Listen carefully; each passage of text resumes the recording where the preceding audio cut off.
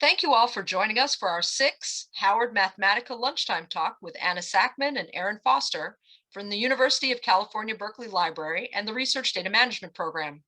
During these chats while you chew, you'll meet interesting people or organizations that are doing cool and complementary work to what you're currently learning about in the Summer Institute at Howard. If you don't have your lunch yet, hit pause.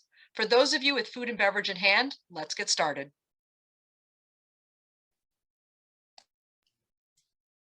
So thank you so much, Nanette. My name is Erin, and my co-presenter Anna and I are very happy to be here and excited to present to the community about supporting your research with an eye towards keeping yourself sane.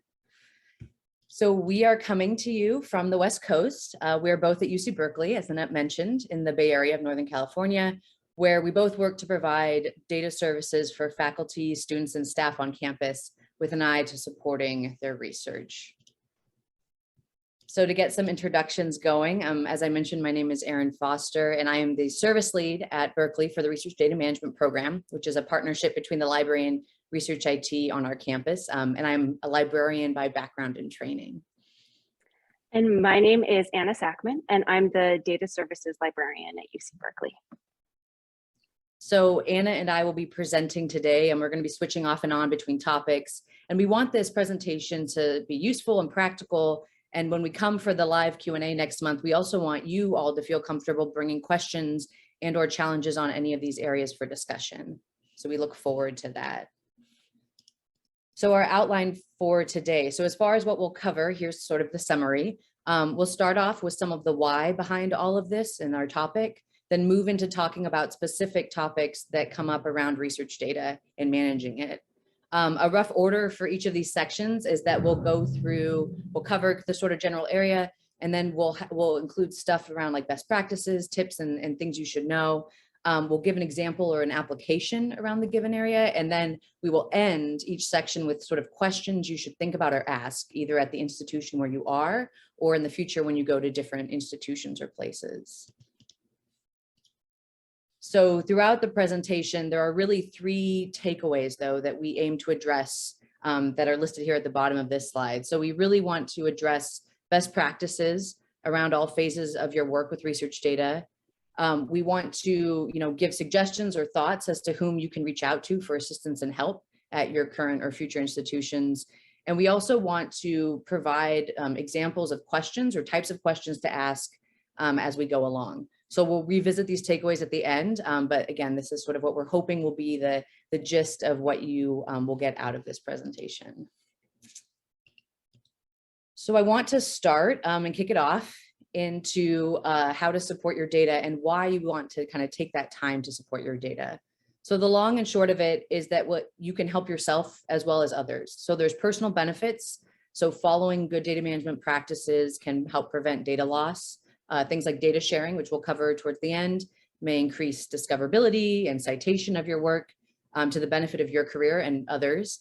Studies show, for example, that making data available in repositories receive more citations than studies that might not be shared in a similar manner.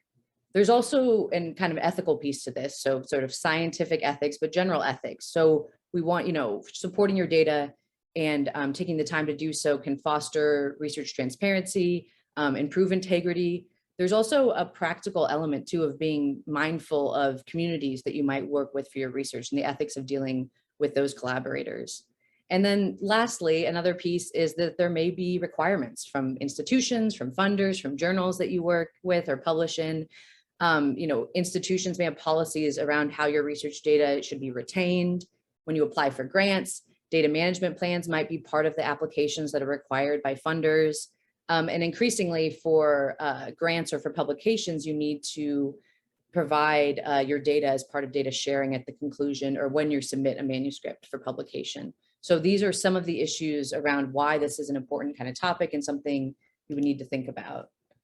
And one of the key pieces that we often talk about to start is the idea of properly planning for the long-term management of your data over the course of a research project. So you hopefully with that proper planning, you'll be able to kind of circumvent some of the future problems or issues that you run into.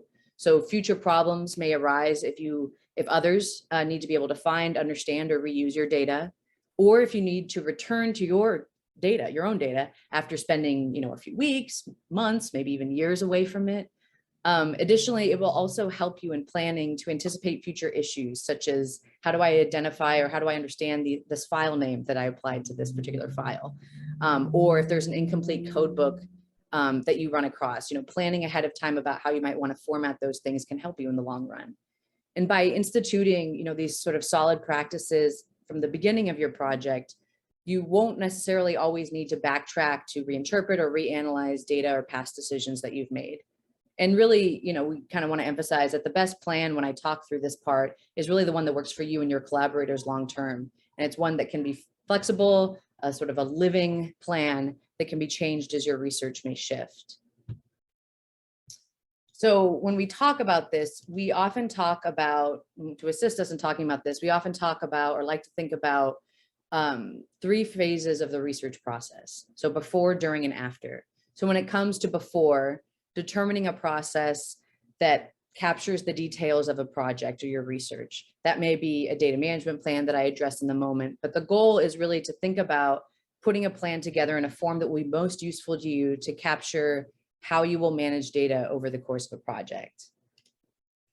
When it comes to during your research, you want to develop data workflows or workflows in general, research workflows that will make for efficient work and make possible collaboration. So for example, collaboration easier, sorry. So thinking, for example, about how, when you store your data during active research, who on the team needs to access it, where will that be?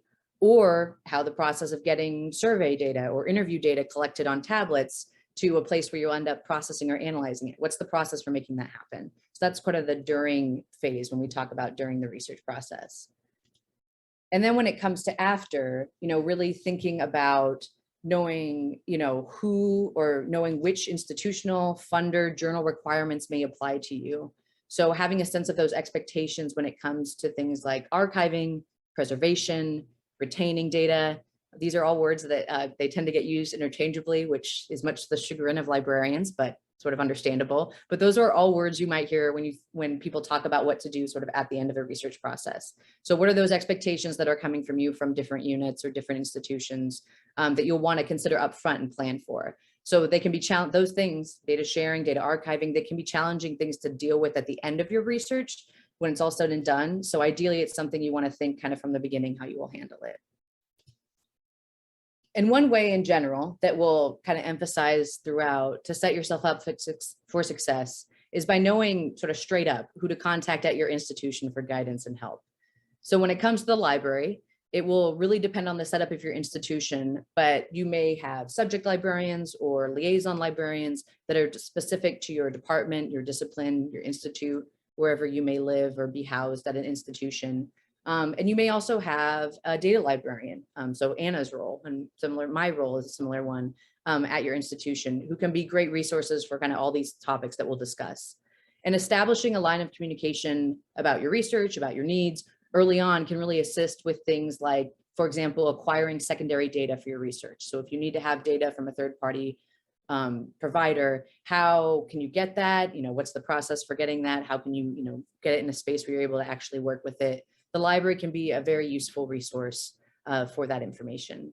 And additionally, since part of my work is on the computing side of things, I strongly encourage you to also think about connecting with, could be called research IT, campus computing, even, sort of general campus IT. It could also be within your own department, depending on where you are. Especially in this case, if you think your research might require more than the power of a single laptop. So if your laptop won't be able to handle the work that you need to do, then think about reaching out to the computing side of the institute where you are. And, to be honest, depending on the size of your institute or the resources that it has, another good reason to connect with folks in these areas is that there's often consortial resources that are available to support different research areas. So even if you don't have the resources locally, there may be consortia in the region or nationally or internationally that you can connect with to get some of this work done and to help, do your research efficiently. But a more specific, crucial piece of planning that, I often talk about and Anna does as well is that, we can help folks with things like putting together a data management plan. And I mentioned these a couple of times already. You may already be familiar with them. So these are plans that are increasingly required by funding agencies such as the National Science Foundation, National Endowment of the Humanities, National Institutes of Health, foundations like Bill and Melinda Gates. And they're supposed to be a plan to describe sort of the following about a research project, a given research project. So data management plans typically include the types of data and materials that you're going to be producing or generating, file formats and description standards, so data description standards, which Anna will talk a little bit more about, what tools, software, code you use to do the research, the roles and responsibilities of those on your team and collaborators, storage, archiving, preservation, tools, spaces, processes, and then access and sharing. So those are the typical kind of core components or common components of a data management plan. And what's not on here actually, explicitly on here, but is really crucial is data security. And thinking around how security of data or maybe the subject material that you're dealing with when it comes to your research needs to be applied, sort of throughout the whole process. So data management plans are often formatted in specific ways. In general, I'd encourage you, even if you're required to complete one though, to think about a data management plan as, we call it a living document that can support your team throughout the research process. So as we will mention, and as you know, and you will see throughout this presentation, there's really no one size fits all for kind of any of the data management parts. And so it's really thinking about what you can do using the resources you have and the best practices that you know of to be able to manage your research data well. So I mentioned that we'd end each section with questions to kind of end. So for the planning section, these are sort of the questions that we've identified as some that you can ask or think about as you pursue research. So in the case of when it comes to planning, asking yourself, what are sort of ethical areas or requirements that affect my research? What best practices do I want to incorporate? How can I document those in my data management plan? Do I have access to research platforms for all these different parts of my research? Do I have access to a data collection platform? Do I have access to data storage or analysis tools? Do I have a way of sharing my data at the end of a research project? And then generally thinking about what do I include for my future self, my institution, my funder, my colleagues? How, again, can you make this planning process something that is beneficial to sort of ideally all those groups? But I would, really say kind of put yourself first in this. How can you make it beneficial to yourself? And now I will hand it over to Anna to talk a little bit about documentation and description. Great, thank you, Erin. So I'm going to talk about how we can best document and describe our data. I think this is a really foundational piece that makes overall retrievability and usability so much more seamless down the line. You'll notice that a lot of what we talk about today is thinking of your future self and making things a little bit easier for yourself. So in this section, you'll learn about a few best practices when selecting file formats, developing file naming standards, and creating a README file with some basic metadata. So in terms of file formats, we have a few best practices. Ideally, we want you to save your files in a non-proprietary format. So for example, if you're utilizing Microsoft Excel, select .csv instead of .xls when you're saving. And for data that does not contain any sensitive information like health or other personally identifiable information, leave the file unencrypted. Don't encrypt a file unless you absolutely need to. We also suggest leaving files uncompressed for the data, particularly where the quality might be compromised by compression. So this might include images, videos, or audio files. And I think this is something you need to think about well in advance before you actually compress a file that you didn't mean to.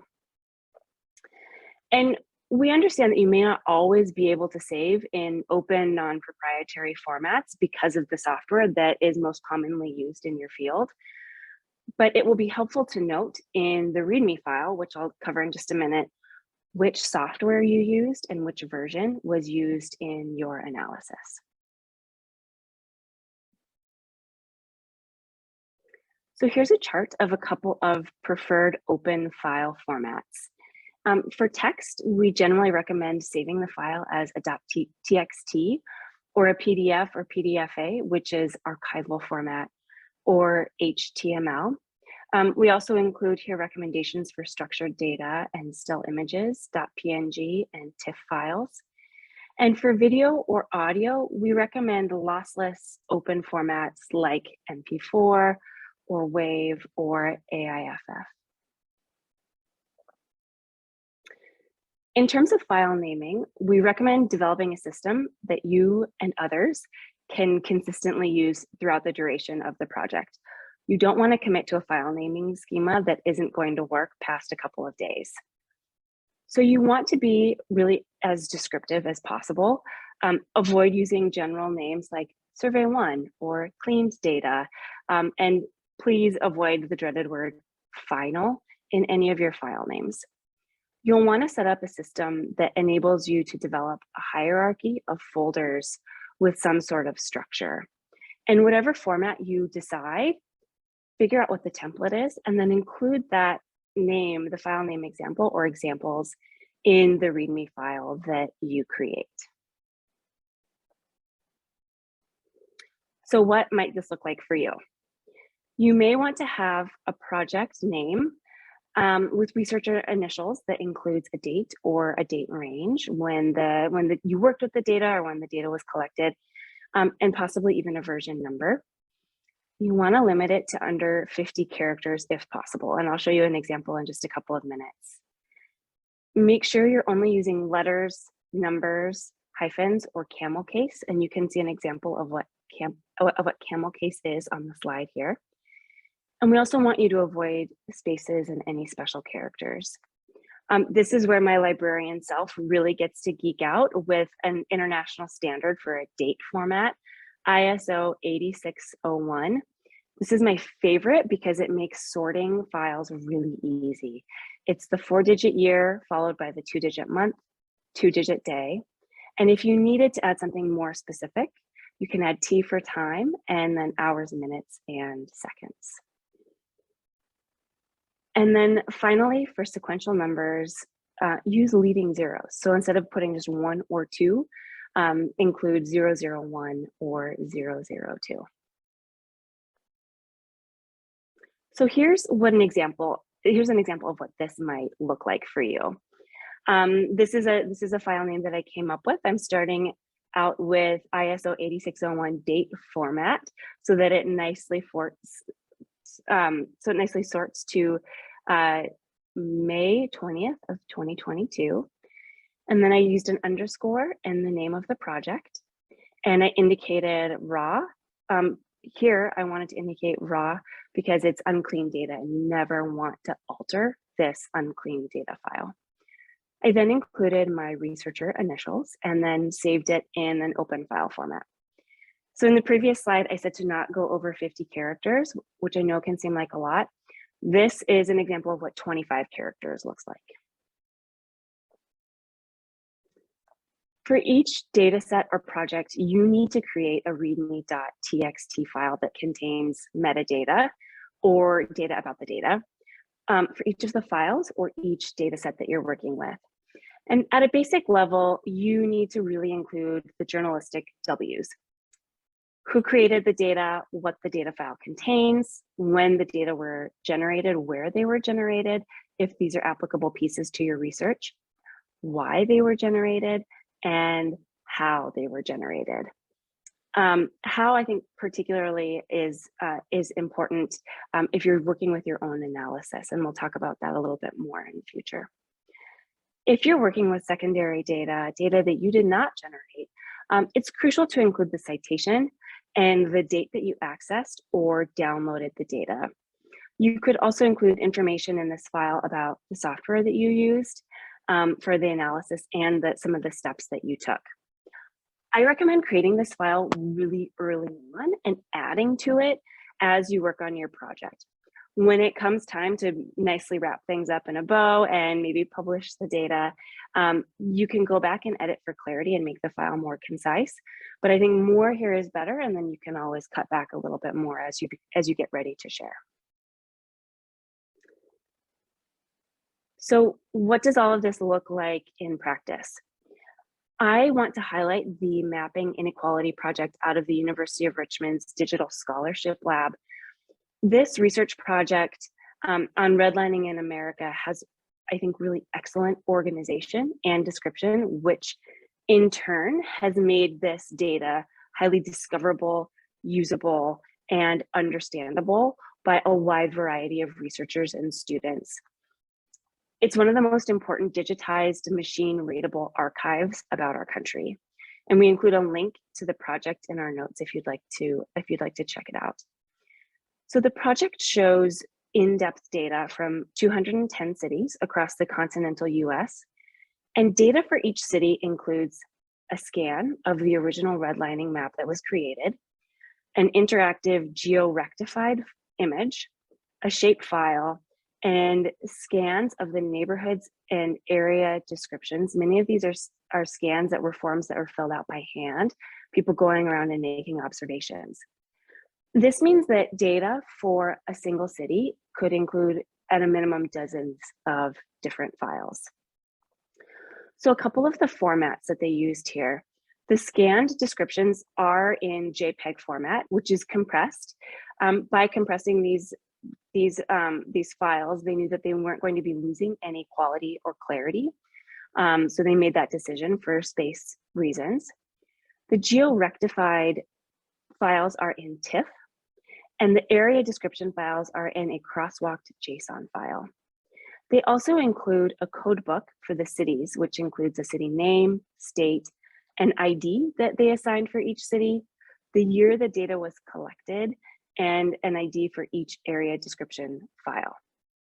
So when it comes down to it, this project contains tens of thousands of files. And the reason why it is so usable at this large scale is because of how the researchers were able to organize and set up the metadata.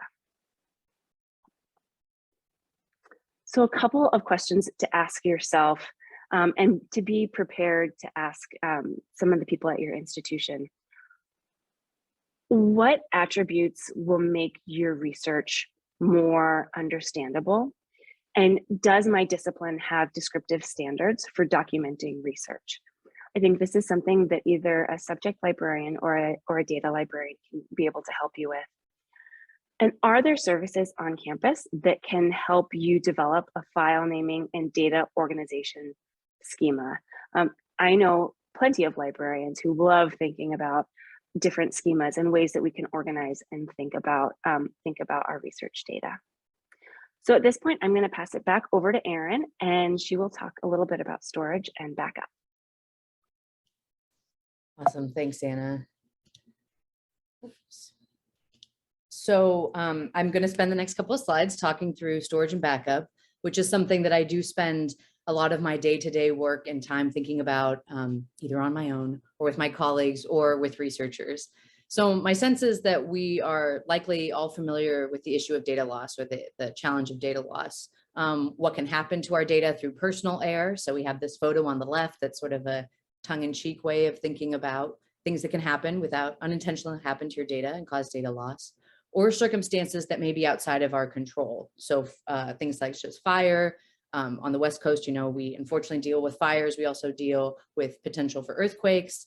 On the East Coast, you know, flooding, issues with also other natural disasters.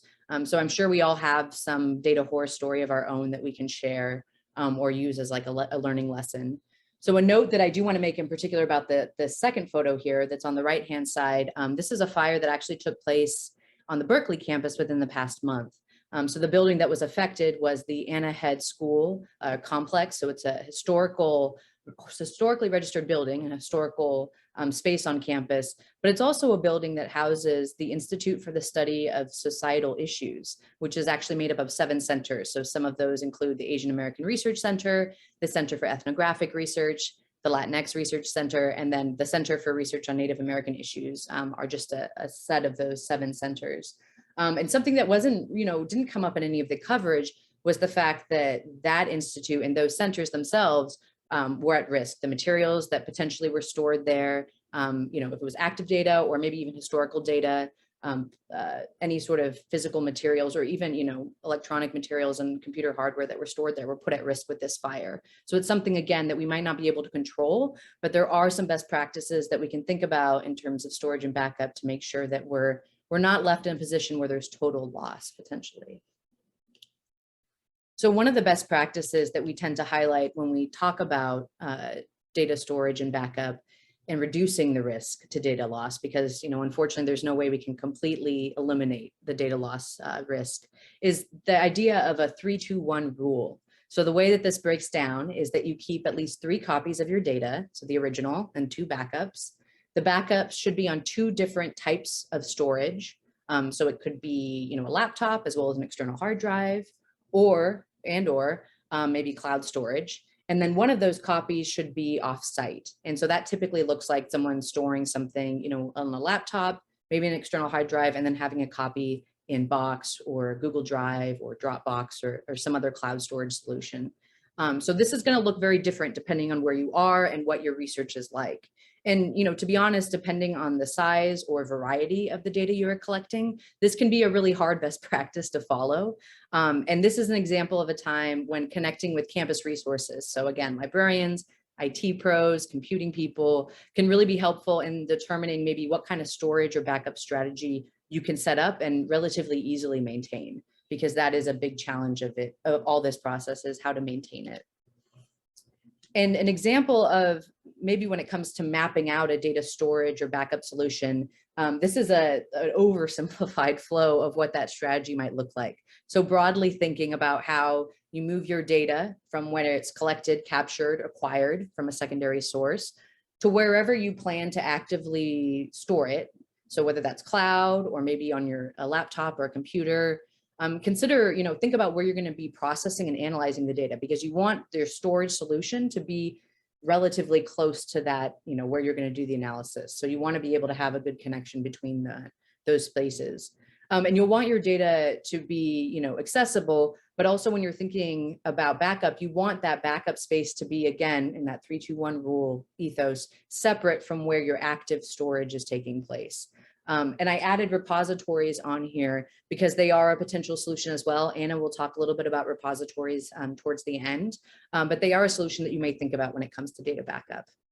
And security, again, is not on this slide, but it is fundamental to think about when you consider all parts of the storage or backup process. So I spend another significant portion of my time working with researchers on thinking about data security and how their data needs to be secured. So in order to comply with kind of institutional expectations, personal expectations, external expectations, and this is, again, another area where you can rely on either campus or institution guidance to help you, because those people should have a general understanding of resources, policy, and what exactly is sort of the goal for data security.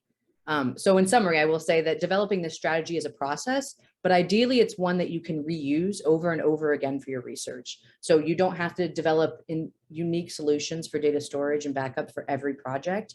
It's something that you can potentially replicate depending on your research and what you're working with. And so questions to think about in this section when it comes to data storage and backup are things such as, do you have institution storage and backup options that you have access to? So at Berkeley, we have a Berkeley Box, which is a Box institutional account. We also have cloud storage through Box and Google Drive. And we also have some additional, depending on where you're located in the university, sort of more local solutions like servers and departments and around campus. So you want to kind of understand what's available to you.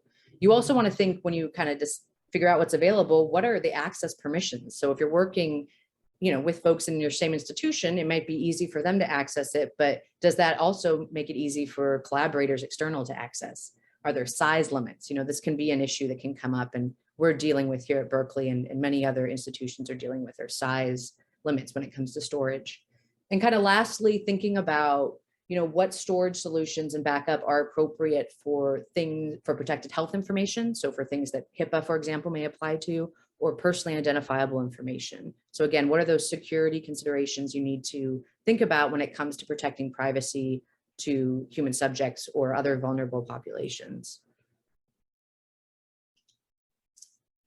And so for the last piece of what I will share, I'm going to transition now to talking about sharing your research data. And I think about sharing in sort of the sense of with collaborators, so maybe post-research if you want to share data with those that you've worked with, but also thinking about sharing broadly with the broader scientific academic, larger communities, and the public at large, which is something that's increasingly sort of, again, required. So data sharing, just to give a very brief definition, is making data for scholarly research available and accessible is sort of a key part of that for use.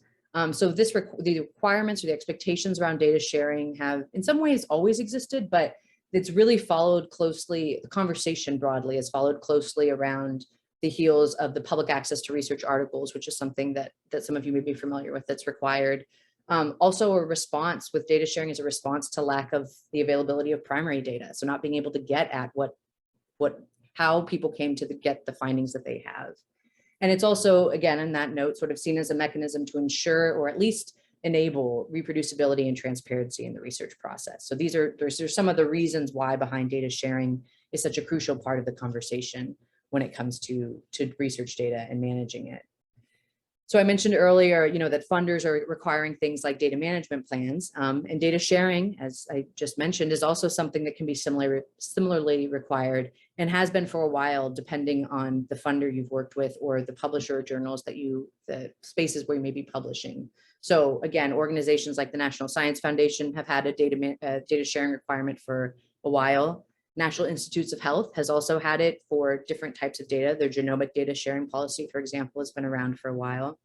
And then your publisher, again, if you go to publish in certain journals or on certain publisher networks, they may require data sharing. So usually the underlying data, the data that underlie the publication that you're submitting or the manuscript that you've written. So Springer Nature, Wiley, PLOS, the Public Library of Science, are examples of really, I would say, robust data sharing requirements.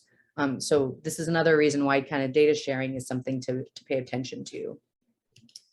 And even with these requirements, though, there are some, kind of critical considerations that we'd like to raise when it comes to data sharing. So one is the need to recognize perhaps what can't be shared, what is not able to be shared in full, especially when it comes to research involving humans, vulnerable populations. So some of you may work with protected health information or personal identifiable information. And that, harkening back to the security aspect also requires some thought and consideration around planning, de-identification, limited data sets, things like that are some of the solutions when it comes to sharing. And a second consideration is around cases where communities are affected. And there is an important discussion that can happen around who, quote unquote, owns the data in question and how that might affect sharing or the ability for different people to share. So, perhaps cases where a community partner is fundamental to the research process and there's an importance there or agreement there of equally sharing the data sets that are collected as part of the research. And so I raised that particular example because I recently worked with a colleague around that case when it came to data sharing. We worked with a UC Berkeley grad student who was looking to share at the end of the research project a full data set for a study they'd collected around lead exposure in New Jersey. And they were working very closely with a nonprofit, and the members of the nonprofit were the individuals sort of on the ground doing the surveys, doing the interviews with people, and collecting the data. And then the data was coming to Berkeley and another partner for analysis and kind of to work with it. And so this researcher, this grad student, really wanted to ensure that at the end of the research process, the nonprofit partner was able to get the sort of full data set as well, so that they also had that data in addition to Berkeley as an institution in this case. The challenge with this was that the full data set was seen as being highly sensitive because of the interview, the area of interview, the people involved. It really needed to be met with a high security sort of threshold.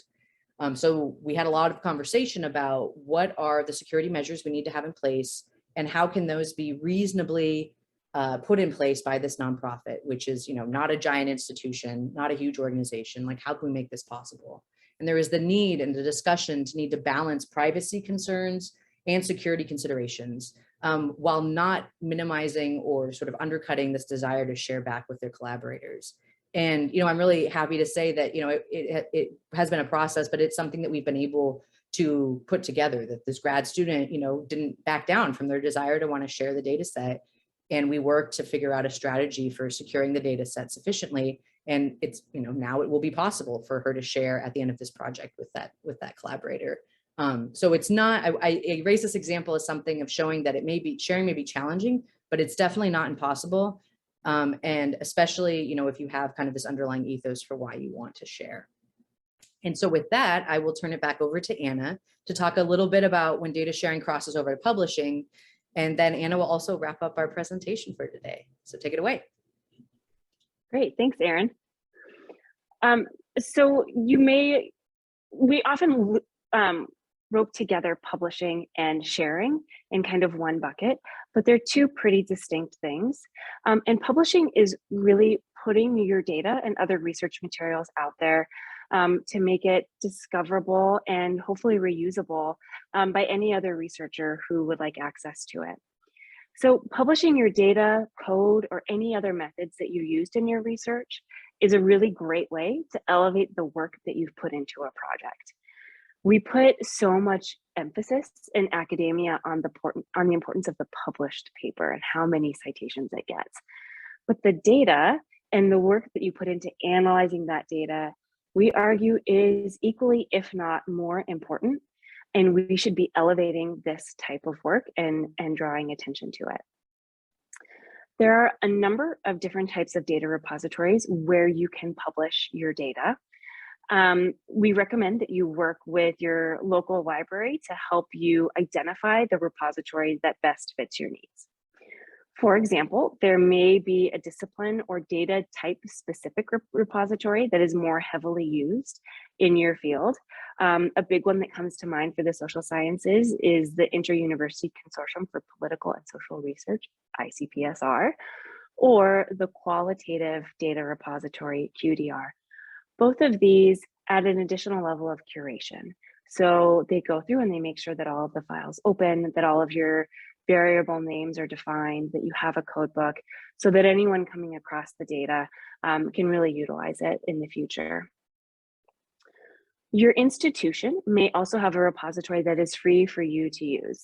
For example, in the UC system, we are members of Dryad, and other institutions may operate their own homegrown repository. I think it's really good to ask about this option because they're often free for researchers to deposit and publish data. There are also some other general repositories that you can check out, like Figshare, Harvard Dataverse, and Zenodo, which is designed for archiving and publishing code, which I'll talk about in just a few minutes.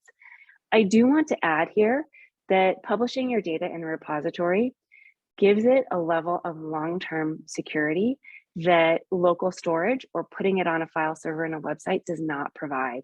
So these are really designed to keep your data accessible and working for many, many years.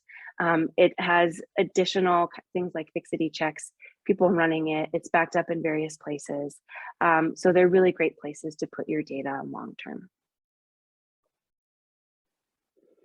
When you publish your data, the metadata that we talked about earlier that you indexed for discovery through search, and it goes through search engines and it's given a persistent identifier.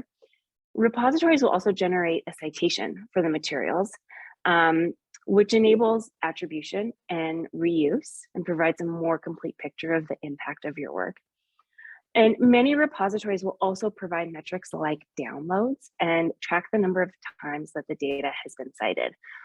These metrics, like I said earlier, provide this more complete picture. And what's nice is that you can often link the accompanying article or articles that came out as a result of your data work to the data citation and vice versa. More publishers for scholarly articles are allowing you to put in a citation and the digital object identifier for the data set that you've published.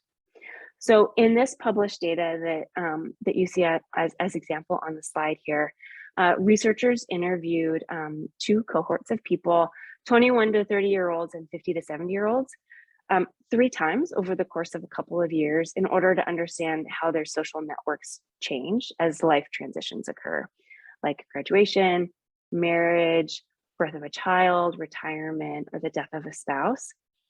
And you can see that this data set has been downloaded over 4,600 times and has been cited in 38 different publications. So this data has pretty substantial reach, and having it published and out there has made this possible.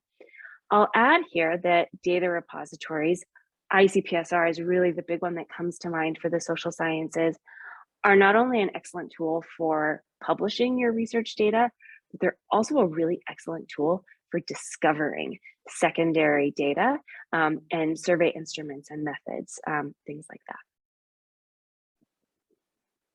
I mentioned earlier publishing code. So many of you may not be able to publish your data for a variety of reasons. Perhaps it contains highly identifiable personal information, like what Erin was talking about earlier, or perhaps you've utilized secondary data that has already been made available somewhere. In that case, we really encourage you to publish your code. Any scripts that helped you with your analysis to draw charts or calculate correlations, these are really crucial pieces that improve the overall rigor and reproducibility of your work. So ideally, you want your code to be marked up in such a way that others, or even your future self, will understand the work. But even if it isn't sufficiently marked up, there's still a lot of value in putting it out there. So how do we make this happen? One of the repositories that we really recommend is called Zenodo. It's a reliable code and also in part data repository that is run out of CERN. And the repository really easily connects with GitHub, which I know a lot of researchers really utilize. It connects with the GitHub repository and publishes your code base. It's free to use and will make this crucial piece of your research process discoverable and available to others. Similar to other repositories, Zenodo will give your code a citation, a digital object identifier, and provide all of those same metrics so that you have that to get a more complete picture of the impact of your research. So a few questions to ask here. You need to be able to ask yourself, who do I want to be able to share my data with at the close of my research? And of the data I used for this project, what of the data can I actually publish? Furthermore, are there any institutional, funder, or journal requirements that I need to be complying with? And I'm going to close today with a few takeaways that we hope to discuss further with you at our upcoming Q&A session. What are the best practices that you can incorporate into each phase of your research?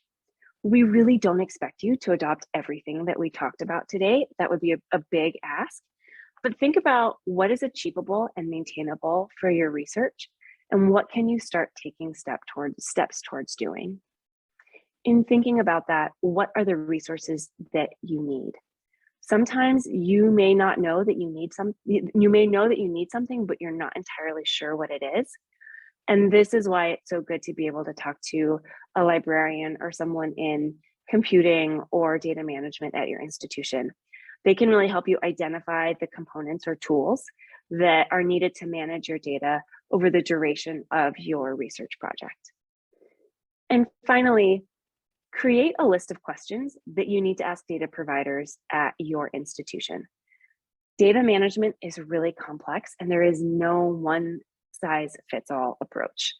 Figuring out what you need will require several conversations and developing a network of individuals at your institutions that can help you out. During our Q&A session, we will have a handout for you that will kind of help you work through figuring out which questions you need to be asking specifically about your research. So thank you so much for watching this presentation today. Please don't hesitate to contact us with questions at this email address, researchdata@berkeley.edu. And be sure to join us for our live Q&A session on Friday, June 24th at 12 o'clock p.m. Eastern Standard Time. And like I said earlier, prior to the Q&A, you'll be receiving a list of resources and a handout that you can utilize during the Q&A to further build out identifying the things that you need to make your research process successful. And finally, I would like to acknowledge our wonderful colleagues, Elliot Smith, Ann Glusker, Amy Neeser, and Carly Moreno, who made pretty great content contributions to this presentation today. Thank you. Thank you for joining us, Anna and Erin. I know our participants are looking forward to live Q&A with you during the Institute in June. Thank you all for watching. For more information on SICSS-Howard Mathematica, visit our website, follow us on social media, and join our email list.